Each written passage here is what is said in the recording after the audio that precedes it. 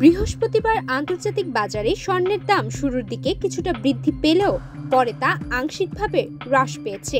যুক্তরাষ্ট্রে সাপ্তাহিক বেকার ভাতা দাবির সংখ্যা প্রত্যাশার চেয়ে কম আসায় বিনিয়োগকারীদের মনোভাব কিছুটা বদলে গেছে, যার ফলে এই স্বর্ণের দামে কিছুটা হ্রাস এসেছে। তবে বিনিয়োগকারীদের মূল নজর এখন শুক্রবার প্রকাশিতব্য ব্যক্তিগত ভোগযোগ্য মূল্যসূচক বা পিসিই মুদ্রাস্ফীতি প্রতিবেদনের দিকে।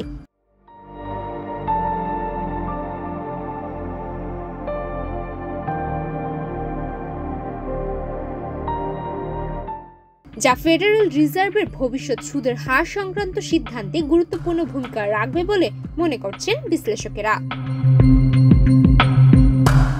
যুক্তরাষ্ট্রের সময় দুপুর 1:41 পর্যন্ত স্পট গোল্ড প্রতি আউন্সে 0.1% বেড়ে দাঁড়ায় $3,739.42।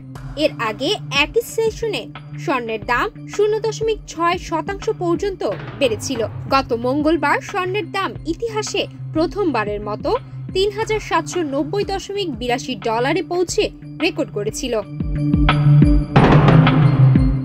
সাপ্তাহিক বেকার ভাতা দাবির সংখ্যা দাঁড়িয়েছে 2,18,000-এ, যেখানে বিশ্লেষকরা আশা করছিলেন 2,35,000 জন নতুন করে বেকারত্বর ভাতা চাইবেন। তবে এ সংখ্যা তুলনামূলক কম আসায় স্বর্ণের দামও কিছুটা হ্রাস পেয়েছে।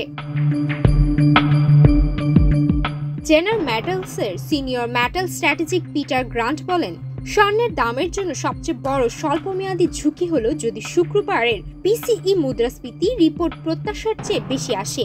এতে ডলারের মান বাড়তে পারে এবং স্বর্ণের দামে সাময়িক চাপ পড়তে পারে।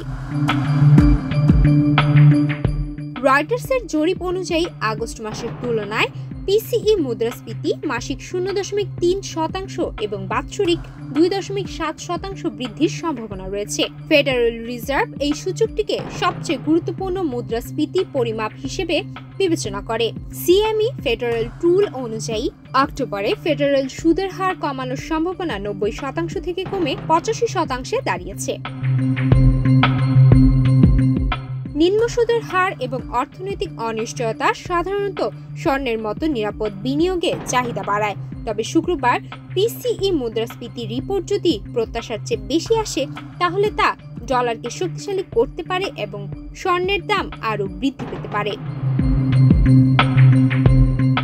সুমায়া মিতু, বাংলাদেশ প্রতিদিন।